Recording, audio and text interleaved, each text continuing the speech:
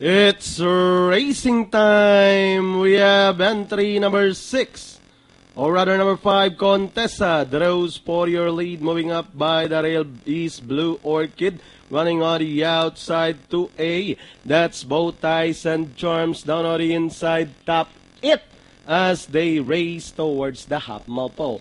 Contessa, the leader over Blue Orchid. Top it, running from the outside. Then comes Dave Joshua to A. Bow Ties and Charms as they round towards the 600. Blue Orchid, top it is on the outside. Then followed by Contessa.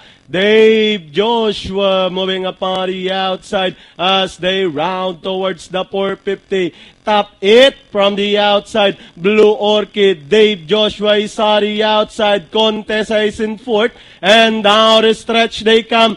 Top it. Blue Orchid by the rail. Dave Joshua moving up on the outside. Top it. Blue Orchid.